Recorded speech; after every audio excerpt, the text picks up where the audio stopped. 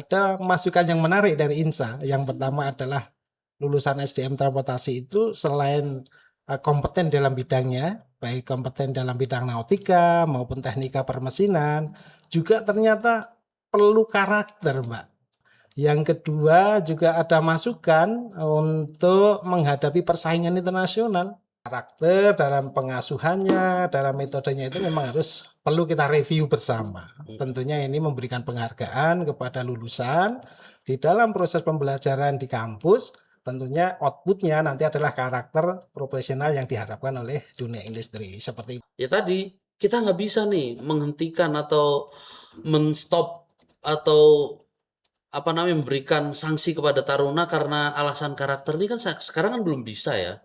Akhirnya ya kalau kita buat instrumennya nanti dari pengasuhan juga terbantu pasti. Ya seperti itu sih.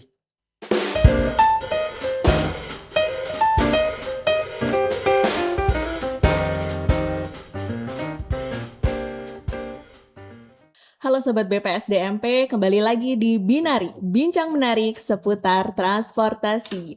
Kembali lagi bersama saya Mia Ayu yang akan memandu obrolan penuh inspirasi dan juga peluang cerah pada hari ini.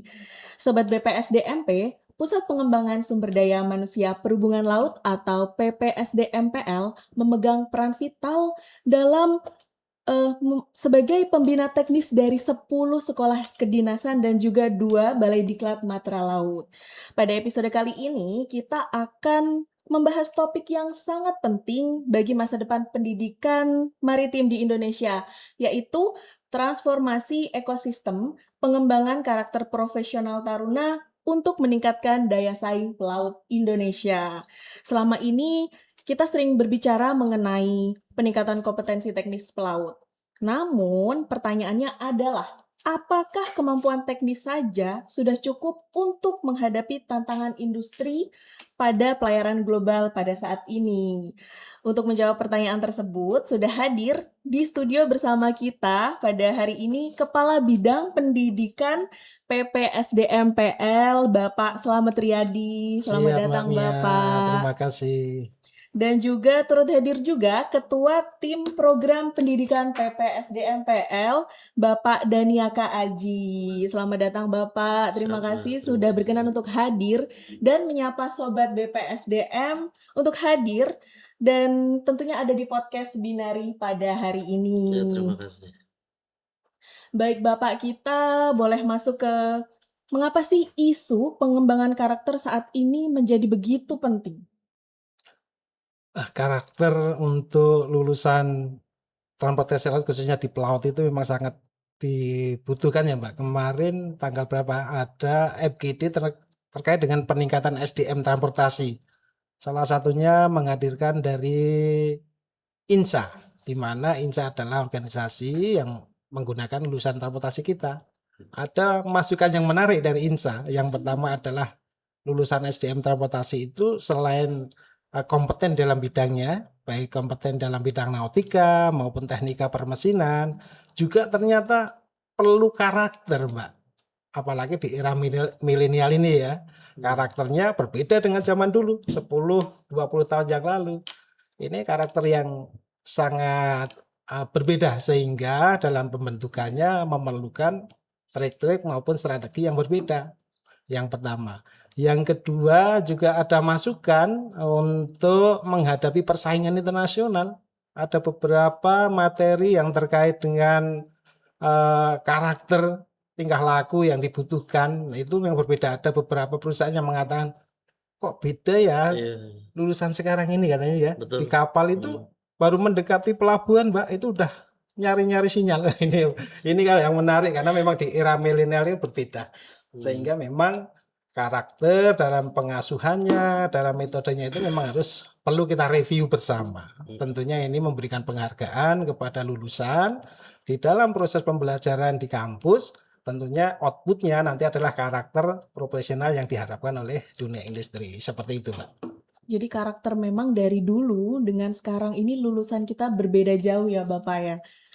Kalau pelaksanaan pendidikannya sama, cuma untuk inputnya kan sudah berbeda ini betul, kan, inputnya katanya berbeda. generasinya udah beda berbeda. perbedaan zaman ya Iya, Bapak. betul. Seperti Tapi itu, Mbak Mia. untuk pembelajarannya pun sekarang masih sama ya, Pak? Sama, karena kita semua ada 10 PT teknis, semuanya itulah keunggulannya sekolah di kedinasan BPSDM, semuanya masuk di asrama. Di asrama fasilitas sarana prasarana sudah mendukung untuk pembentukan karakter ini. Jadi dari sarana untuk pengembangan samapta, untuk istirahat dan sebagainya sudah nyaman. Perlu kita improve nilai-nilainya, nilai-nilai yang dibutuhkan oleh dunia industri saat ini tentunya. Seperti itu. Nah, bagaimana dengan transformasi ekosistem pengembangan karakter itu sendiri, Bapak? Nah, pengembangan tentunya nanti akan kita melibatkan karena untuk pembentukan karakter itu banyak elemen yang harus mensupport. Yang pertama itu alumni, yang kedua itu pegawai di kampus di ini ya, di kantor, ada taruna Instrumen penilaian kita juga. dan orang tua. Nah, kita kolaborasikan lagi dengan dunia industri. Karena dunia industri mempunyai nilai-nilai yang mana dibutuhkan saat lulusan bekerja di atas kapal. Nah, untuk mengetahui nilai itu tentunya kita harus meminta input masukan sehingga terjadi kolaborasi ekosistem dalam pengembangan karakter profesional seperti itu, Pak. Oke, ada tambahan dari Pak Ketua Tim? Ya, tapi saya disclaimer dulu mungkin Mbak ini. Boleh, Bapak, silakan. Saya bicara di sini kan tentunya tidak merasa paling berkarakter nih ya kan. Iya. Artinya kami kebetulan atau saya kebetulan ditugaskan di situ, kebetulan juga ada pengalaman dari tempat sebelumnya terkait dengan pembinaan karakter ini. Artinya seperti Pak Slamet ini juga sama, sangat pengalamannya cukup lama. Pak Slamet berapa tahun itu Pak? Saya di ngurus Pendidikan taruna karakter. itu 14 tahun, Mas. 14 tahun. Dari masuk Saya itu cuma taruna. buntutnya aja 4 tahun gitu. Wah, Kalau Mas lumayan Aji, juga ya, Mas Aji Bapak. itu juga pernah di ini ya di Sorong ya, itu Pernah. di Iya, PM di Pusbangkar Pak. Pusbangkar. Nah, Pusbangkar. makanya kemarin 4 tahun. kita ngobrol, wah Diskusi kita ini masuk kayaknya ya. satu frekuensi nih kan gitu. Punya semangat yang sama Iya. gitu lah. Ya kalau konteksnya adalah pertanyaannya tadi adalah kenapa begitu penting ya, karena manusia ini memang kita sebagai manusia nih Mbak ditentukan oleh 2K ya, kompetensi dan karakter. Kalau kompetensi kan itu udah ada standarnya, kita tinggal ngikutin aja tuh guideline yang ada. Tapi kalau kita bicara karakter ini yang panjang nih kan, seperti Pak Slamet bilang tadi bahwa elemennya banyak, variabelnya banyak pengaruhnya. Sehingga memang tidak sekedar dibutuhkan pembinaan untuk melakukan transformasi seperti yang tadi dibilang, butuh pendekatan yang sangat masif dan juga melibatkan banyak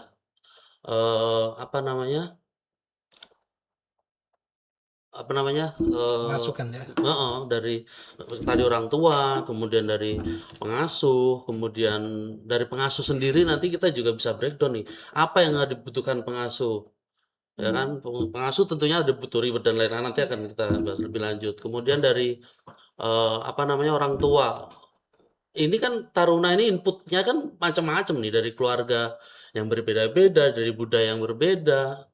Nah ini juga PR tersendiri gitu kan. Tapi tentunya kita punya menurut saya kita punya keuntungan yang cukup besar karena boarding school itu memungkinkan kita memiliki banyak waktu ya. Waktu dan untuk Explore, mengeksplor tiap individu yang masuk di asrama ini gitu. Kira-kira itu sih kalau pertanyaannya adalah pentingnya ya gitu. Iya betul Bapak. Jadi memang ada 2K tadi ya Bapak, kompetensi dan juga karakter. Karakter, betul. Jadi dua-duanya ini sebenarnya sama pentingnya Sama bagi pendidikan kita. Hanya saja selama ini kita terlalu sibuk dengan kompetensi. Kita belum terlalu fokus nih di karakter. Gitu. Makanya ada istilahnya kan, knowledge is power, karakter is everything.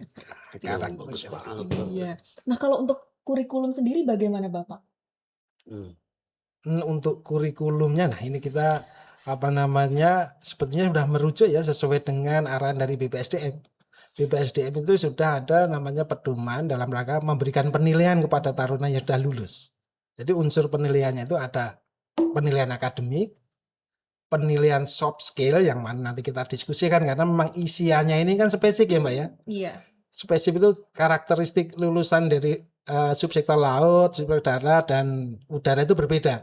Inilah nanti yang akan kita kembangkan, nilai-nilai apa saja sih yang perlu kita masukkan kepada lulusan kita sehingga harapannya karakter kebutuhan industri tadi bisa terakomodir. Itu yang untuk di kurikulumnya. Untuk saat ini memang kita masih menggunakan polanya adalah pola poin. Pola poin itu artinya taruna tinggal di asrama mengikuti kegiatan rutin dari pagi, belajar, siang, makan, sore, istirahat, malam, seperti itu terus rutin. Nah, diatur di dalam namanya peraturan tata tertib kampus atau peraturan tata tertib taruna.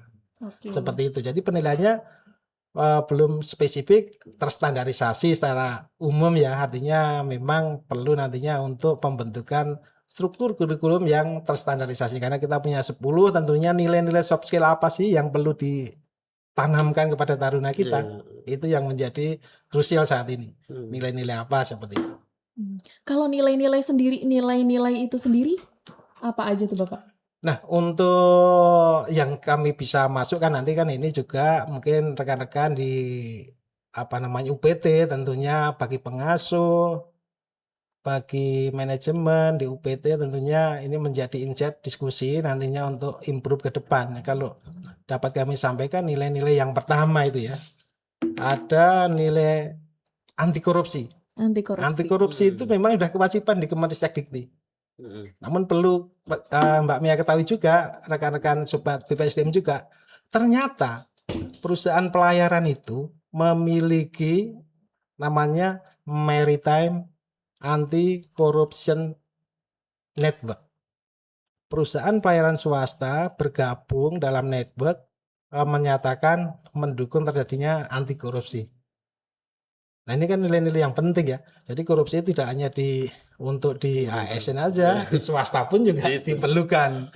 Sehingga nilai-nilai nanti inilah modul yang kita kemas dan didukung juga kemarin oleh Sekretaris BPSDM. Kita bertemu juga Anjang sana untuk menginput dengan KPK dari tindak pencegahan, kita minta input masukan materi. Nanti kita kombinasikan, Mbak.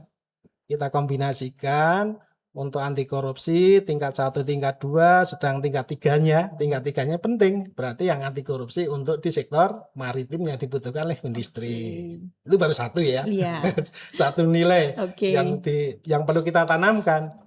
Loh, apakah bisa dipraktekkan? Nah, konsepnya adalah kita memberikan nilai-nilai anti korupsi setelah setiap akhir semester, tentunya dengan modul yang sudah dibikin diberikan pertanyaan study case. Ini pendapat berapa kita kumpulkan study case untuk menjawab, sehingga itulah nilai-nilai yang supaya nanti terpatri ke dalam nilai taruna yang kita bina. Terus kita tanyakan itu setiap semesternya nanti bertahap atau setiap tingkatannya. Untuk contoh yang kedua itu terkait juga dengan mental health. Katanya generasi stroberi ya, mudah lembek gitu ya. Generasi stroberi. Ya, untuk mengelola generasi yang saat ini tentunya diperlukan mental health, menguatkan mental. Bagaimana sih mengelola diri dalam keadaan terbatas, hidup di dalam kapal yang terbatas. Tentunya kan harus ada masukan materi-materi yang baik untuk menanggulangi kendala di dalam diri. Itu yang nomor 2. Tentunya sama, Mbak, kita bikinkan modul, setelah modul setiap semesternya kita bikinkan pertanyaan-pertanyaan yang tentunya semuanya harus study case. Berupa studi case ya, Pak. Karena untuk nilai-nilai kedisiplinan nggak bisa ya kita amati karena juga banyak juga keterbatasan pengajarnya juga. Sehingga dengan nilai-nilai itulah yang kita tanamkan sehingga hasil di endingnya itu akan muncul karakter-karakter profesional yang diharapkan. Juga budaya keselamatan ini sangat penting, Mbak, di perusahaan pelayaran dibentukkan ya. Iya, sangat. Budaya keselamatan ini penting. Ada safety culture yang murni dari industri, maka kita serap, kita kolaborasi dengan INSA atau dunia maritim, tentunya inputnya sangat diharapkan supaya karakter itu selaras dengan kebutuhan di pasar dan bisa diupdate terus. Betul. Terus selanjutnya juga cross culture ini kan penting juga, Mbak. Hidup di dalam lingkungan yang kecil, berasal dari berbagai daerah yang berbeda, dari Bahkan negara yang negara. berbeda. Nah, ini perlu kita ajarkan juga. Iya, Gimana sih sifatnya kalau kerja dengan orang Korea? adaptif ya. Ya, gimana kalau kerja dengan orang Jepang? Gimana kerja dengan orang Malaysia? Hmm, Betul nggak? betul. Ini lintas negara. Lintas Indonesia saja juga penting. Kita ada berbagai daerah dengan suku Suku yang yang beragam. beragam. Tentunya dalam berdiskusi, berdialog, bekerja itu kan punya sifat-sifat yang Hmm, harus dijaga supaya Iya. terjadi harmonisasi dalam lingkungan kerja. Itu sih sementara, mungkin ada tambahan lagi dari Iya. Mas Haji. Kalau tadi terkait kurikulum ya.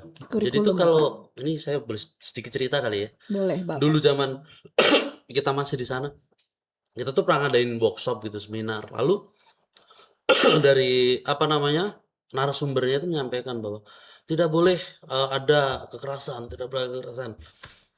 Sedangkan kesulitan kami, ini saya yang di UPT ini saya wakili nih. Ya. Gini, di UPT itu Pak, kita taruna inputan tuh dari berbagai macam budaya tadi ya. Jelas. Keluarganya macam-macam. Dari keluarga yang mungkin cara mendidiknya bagus, asuhnya. pola asuhnya memang udah bagus dari awal. Ada yang memang mungkin broken home gitu kan. Nah ini dalam situasi seperti itu, lalu di kampus itu pengasuh disuruh memberikan input yang sama rata, yaitu siap kerja Betul. dengan kurikulum dengan spek ya kan, prima, profesional dan beretika ini gitu. Kira-kira sulit nggak? Nah ini kan kita kan pasti pengasuh kesulitan nih melakukan pendekatan seperti apa nih untuk memberikan output yang sama. Nah jawabannya adalah waktu itu intinya nggak boleh Pak, nggak boleh. Terus saya mikir, terus gimana kalau memang nggak boleh gitu kan? Akhirnya harus memberikan, ya kalau memang belum siap diluluskan ya jangan diluluskan.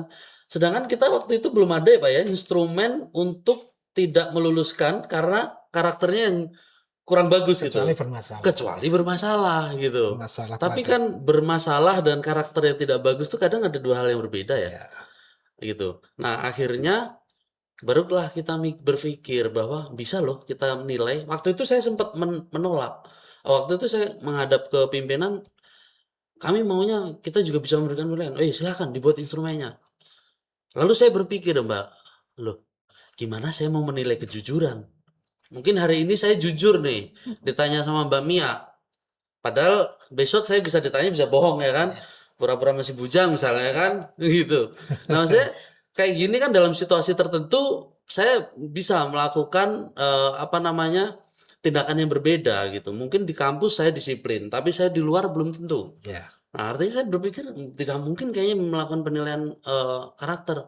Nah, kemarin waktu di Pusbang ngobrol sama Pak Slamet ini, nah ini muncul nih Pak ya. Kita ternyata bisa kok. Kita berdiskusi dengan siapa narasumber Pak? Waktu itu yang dari di STIP itu ya. Dari psikolog ya. ya. Psikolog tuh ternyata bisa Mbak melalui studi kasus seperti yang disampaikan Pak Slamet tadi.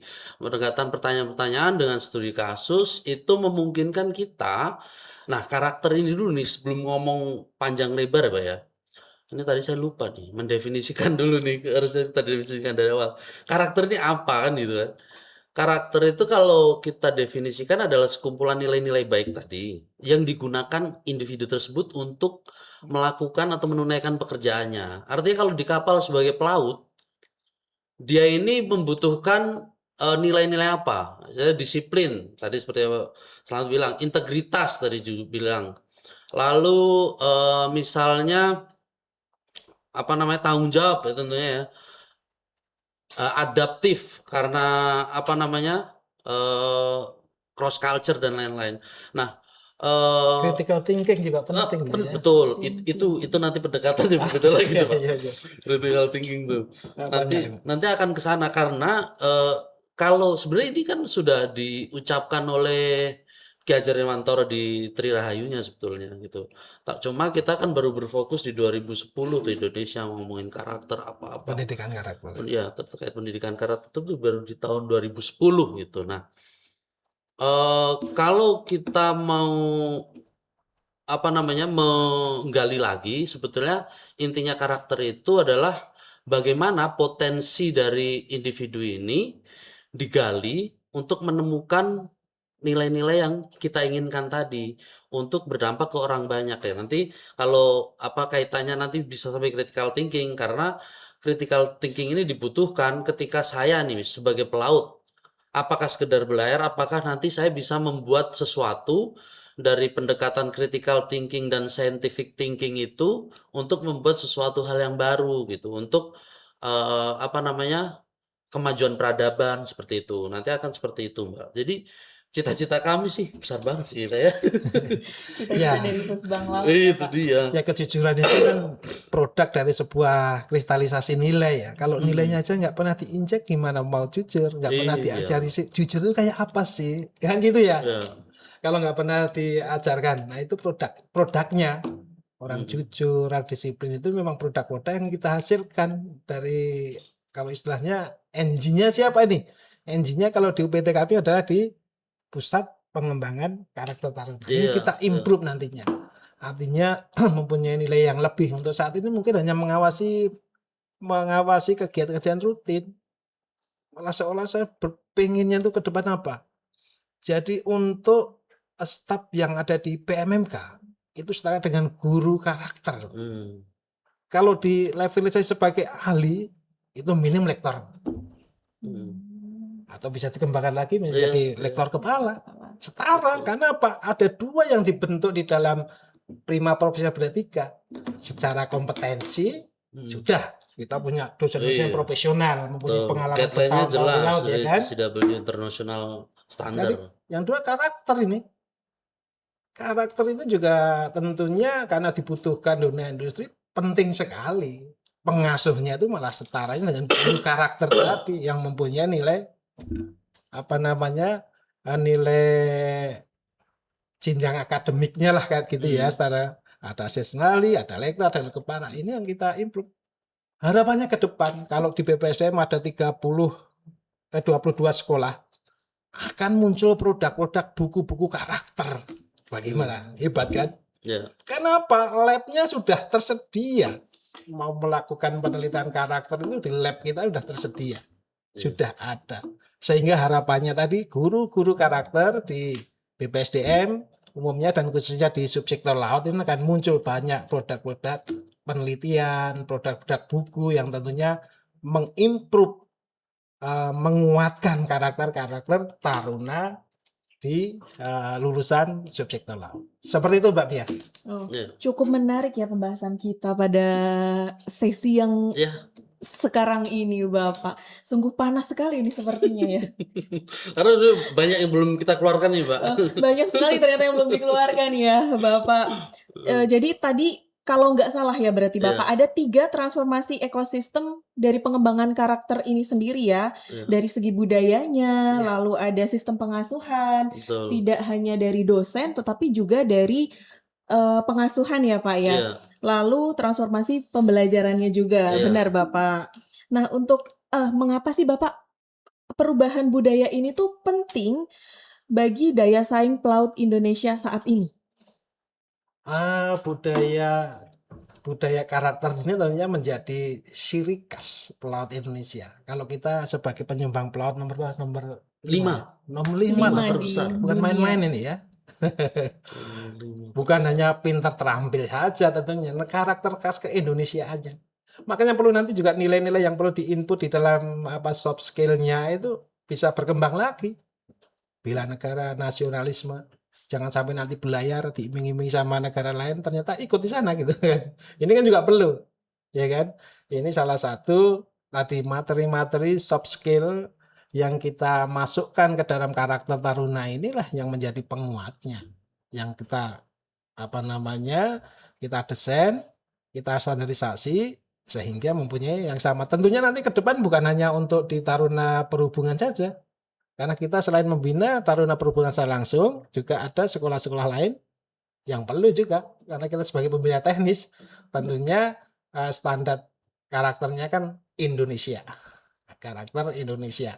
Kalau mempunyai budi pekerti dan mempunyai bela negara, nasionalisme yang kuat. Itu harapannya. Mengapa perubahan Perubahan perubahan budaya ini tuh penting? budaya ya. Perubahan Nah, budaya. Ini apa namanya? Saya tuh dulu mengutip kalimatnya ini bagus banget ini. Culture is destiny gitu. Atau apa namanya? Budaya itu adalah takdir. Artinya kalau kita budayanya itu ya apa namanya? Jorok gitu ya, artinya ya pasti kita akan sakit besok, atau kita budayanya nggak safety nih, nggak pakai helm atau sepatu kalau konteksnya pelayaran gitu ya, ya apa namanya, jatuh atau ketimpa sesuatu itu adalah keniscayaan gitu. Nah, budaya ini sangat penting karena apa namanya, apalagi ngomongin safety gitu ya. Ya kita udah telat banget sebenarnya kalau ngomongin safety ini udah zero tolerance itu udah campaign-nya itu udah 10 tahun yang lalu mungkin Pak ya. Ya, Nah, apa namanya, kalau kita masih ngomongin itu hari ini sebenarnya terlambat, tapi ya itu tadi tidak ada kata terlambat lah ya untuk memulai gitu ya. Lebih baik terlambat Ya, daripada daripada tidak. tidak kan itu. Nah, maksudnya artinya apa namanya, pendekatan terhadap budaya ini, kalau budaya ini kan soal kebiasaan. Kebiasaan itu dilakukan oleh yang seperti apa? Individu yang melakukan budaya ini. Tentunya kita maunya kan yang berkarakter. Nah, ini harus ada apa namanya? eh hubungan relevansi yang sangat terikat gitu antara siapa yang melakukan budaya. Kalau orang-orang yang melakukan budaya ini bukan orang yang berkarakter, orang yang nggak berintegritas gitu misal, ya budayanya akhirnya budaya korupsi misalnya, yang ada yang terjadi gitu. Tapi kalau budaya ini dilakukan oleh orang-orang yang memang sudah memiliki karakter dengan nilai-nilai yang baik yang kita injek tadi, yang kita tanamkan tadi, tentunya akan membuat budaya untuk peradaban yang lebih baik. Itu sih tambahan dari sini mungkin. nah tadi ya penguatan anti budaya. Budaya kita dengan orang luar negeri kan berbeda ya. Berbeda. Kalau Bapak. orang luar negeri berani menegur ya. Ya, Iya, Kalau kita kan banyaknya sungkan. sungkan. betul. Padahal ini hubungannya kaitannya dengan keselamatan. Oh iya. Ini bagaimana supaya merubah budaya kita yang sungkan ewo pakewo ini? Kalau dalam hal keselamatan ya harusnya berani menegur. Awas ini berbahaya, harus menggunakan cara tertentu. Itulah yang perlu tadi penguatannya tadi. Pentingnya budaya tadi. Begitu Mbak Mia. Asal jika memang untuk keselamatan kita harus tetap lakukan ya Iya, Bapak ya. tawar kurang menawar lebih. Berani situ ya. speak ya. Betul. Oke, jika kita ngomongin tentang tantangan nih Bapak, apa tantangan terbesar kita yang masih kita hadapi sampai detik ini nih Pak? Ya tadi kita nggak bisa nih menghentikan atau menstop atau apa namanya, memberikan sanksi kepada taruna karena alasan karakter ini kan sekarang kan belum bisa ya. Akhirnya ya kalau kita buat instrumennya nanti dari pengasuhan juga terbantu pasti. Ya seperti itu sih.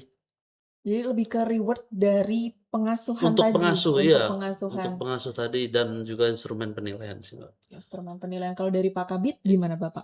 Ya, mungkin kendalanya ke depan ya karena dengan apa namanya itu kalau kita eksplor lagi peningkatan itu kan akan merubah kebiasaan. Biasanya ngawasi kok sekarang harus berpikir, membuat modul, Iya, mengasih nilai, itu kan betul. berat juga ya Mbak ya. Iya, betul. Itu Bapak. Ini juga. memang perlu nantinya ada transformasi nih cara berpikir sehingga harapannya tadi ada rewardnya tadi dari Mas Aji sampaikan. Nah, ini kan perubahan budaya. Kalau dulu gampang kan nangkep taruna aja kasih poin selesai. Kalau ke depan tidak lagi karena apa? Mengedepankan humanis tadi. Betul. Humanis, futuristik, beretika. Humanis itu apa ya tadi menerapkan apa namanya itu sifat-sifat yang sesuai manusia. Taruna kan bukan robot ya kan? Iya, memanusiakan manusia. Iya. Yang sudah berpikirnya seperti itu. Bagaimana kalau manusia? Manusia ada diajarkan nilai-nilai kebaikan, nilai-nilai budi pekerti, nilai-nilai apa namanya spiritual kan gitu ya. Ya, betul. Nah, Itu penting futuristik. juga tuh. Ingat ini tidak boleh dalam membina itu 10 tahun yang lalu saya seperti ini ya. Itu kan masuk kalimat yang seperti itu ya. Apa namanya? Membandingkan. Ya, kesan yang dulu itu terpakai saat ini padahal dulu zamannya 20 tahun yang lalu, 30 tahun yang lalu. Iya. Masih dijadikan referensi saat ini kan sudah berbeda. Futuristik ya apa? Sesuatu mengajarkan kepada anak didik kita itu apa namanya eh, harus mempunyai tujuan dijelaskan Hmm. kebermanfaatnya, kegunaannya itu futuristik. Penguatannya sekali lagi yang beretika tentunya menjadi contoh, guru karakter menjadi contoh yang dilihat langsung oleh taruna atau siswa-siswa di dalam kampus seperti itu. Tentunya seperti itu. Mungkin tambahan ya, lagi ya sedikit Boleh ya. Bapak. Tadi kan disampaikan bahwa apa namanya nomor 5 di dunia gitu kan kita. Iya. Itu apa namanya? Tapi pertanyaannya sekarang udah membawa kita ke arah mana gitu? Apa? Lalu apa gitu kan pertanyaannya. Nah, kami tuh berharap nantinya bahwa di kampus itu seperti yang Pak Kabit bilang tadi, critical thinking itu pengen budaya itu juga muncul tuh di situ. Lalu nanti dari critical thinking muncul scientific thinking. Nah, mungkin mimbar-mimbar akademik itu akan ada walaupun kita itu sifatnya sekolah kedinasan, tapi kenapa enggak? Humanis ini kan bukan berarti lembek, ya kan? Mental resilience ini kan nggak harus dari hal-hal yang bersifat fisik gitu kan, tapi dari pendekatan-pendekatan akademis kan bisa saja. Nah, artinya karena karakter itu juga tujuannya adalah untuk membangun peradaban ke arah lebih baik. Kita punya pelaut dengan jumlah nomor 5 di dunia terbesar. Kan nggak semuanya itu industri ini nggak hanya jadi pelaut aja tok, itu nggak. Bisa jadi nanti kita punya kapal yang terbang di atas laut gitu Asik. misalnya.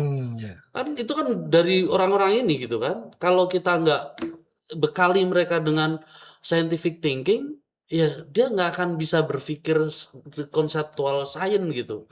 Nah, ini menjadi keresahan kami juga, apa namanya, budaya itu yang pengen kita dorong gitu sih. Itu sih tantangan kita ya, karena kita punya jumlah market cap yang sangat besar, tapi justru kita cuma jadi apa namanya, jadi produsen tok dan produk kita dipakai sama mereka gitu. Negara-negara lain kan, ya bagus itu bukan suatu hal yang buruk, bagus juga, tapi harapan kami lebih dari itu gitu. Iya, jadi sebenarnya tidak harus dengan kekerasan ya Bapak. Kita menggunakan critical thinking, akademis tentu kita juga berjalan berdampingan dengan humanis ya Bapak, secara humanis Iya, gitu. iya, iya. Lalu gimana sih Pak harapan Bapak untuk masa depan nanti dari pelaut-pelaut ini? Para perwira transportasi laut di masa depan. Harapan kami ke depan ya tentunya selain tadi kita sudah melakukan pembinaan secara komplit baik kompetensi, profisiensi dan karakter. Nah, tentunya karakter-karakter yang terstandar tadi nilai-nilai soft skill-nya itu apa namanya mempunyai kurikulum yang terstandarisasi ke depannya. Itu yang baru untuk bingkai menginput nilai-nilai soft skill yang mana nanti hasilnya adalah karakter yang akan muncul, karakter-karakter yang kita harapkan. Lalu yang kedua, nah ini yang menjadi sangat menarik juga, bahwa kehidupan di dalam kampus saat ini kan diatur dengan peraturan tata tertib.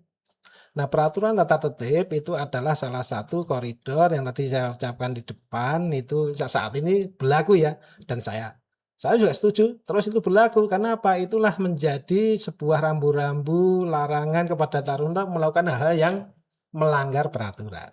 Ini pelanggar peraturan itu dengan apa? Kalau dengan pelanggaran tentunya dengan poin dan sebagainya itu sebagai punishment atas tindakan perilaku melakukan pelanggaran kepada tata tertib yang ada di kampus. Kalau yang karakter tadi selain nilai-nilainya juga memberikan penghargaan. Seseorang itu kan perlu reward ya. Iya, Bapak. Sudah bisa apa sih, hebat apa, dikasih reward. Nah, rewardnya itu masuk ke dalam kategori tadi. Soft skill plus reward. Tapi kalau pelanggaran ya tidak bisa dicampur dong. Pelanggaran itu pelanggaran tata tertib. Satu lagi nih terkait dengan pengelolaan tindak pelanggaran pidana di dalam kampus. Oh, iya. Ini juga sangat Menarik penting ini. itu ya kan. Betul. Bagaimana? Jangan sampai kampus-kampus kita dianggap kampus yang toleransi terhadap tindak Iya. pidana di dalam kampus. Kasihan Ini lagi pengasuhnya itu, Pak. Ya, menjadi Pengasuhnya perhatian, yang kena ya Pak. menjadi perhatian kita. Bagaimana pengelolaannya? Kalau di kampus kita mempunyai PPNS, bisa melakukan penyidikan Iya. di dalam kampus. Namun kalau tidak punya PPNS, Itu mau menyidik sendiri, masalahnya. ya kan? Mungkin. Ini menjadi tugas kita untuk kita diskusikan. Ini tidak bisa memaksakan. Ini Iya. mungkin di podcast ini adalah mungkin salah satu Trigger, Pak, ya trigger untuk diskusi bagaimana Iya. peningkatan pengelolaan pembinaan karyawan khususnya untuk di subsektor laut. Hmm. Nah, kalau begitu bagaimana? Kalau pelanggaran tindak pidana, entah kekerasan, entah pelecehan, entah perundungan dan sebagainya, itu kan tindak pidana. Tindak pidana saat ini dengan KUHP yang terbaru kan ada restoratif justice ya. Betul. Artinya RJ. itu memang tindak kekerasan itu adalah delik aduan. Kalau nggak mengadu nggak bisa. Tapi ingat, kalau pelakunya di dalam kampus, Hmm. entah korban atau pelaku, yang menguasai kampus itulah yang harus mengadukan. Kita tidak bisa dong menutupi tindak pidana. Iya betul Bapak. Betul nggak? Iya. Ini perlu nanti untuk diskusi Menarik ini. manajemen pengelolaan tindak kekerasan di dalam kampus. Bisa podcast terpisah ini. Ya. Iya nanti kita bikin satu episode sendiri Betul, lagi ya. untuk membahas tentang hal ini ya Iya. Bapak ya. Itu Mbak Mia.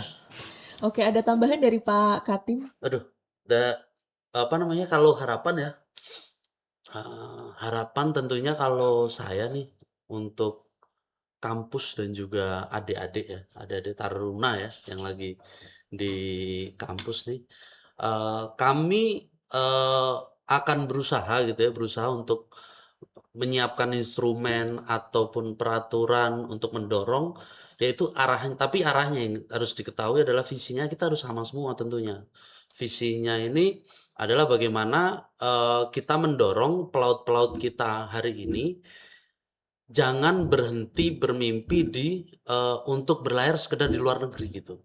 Tapi kita bisa kok gitu membuat sesuatu hal yang baru. Kita bisa membuat karya lain di luar industri yang sekarang ada.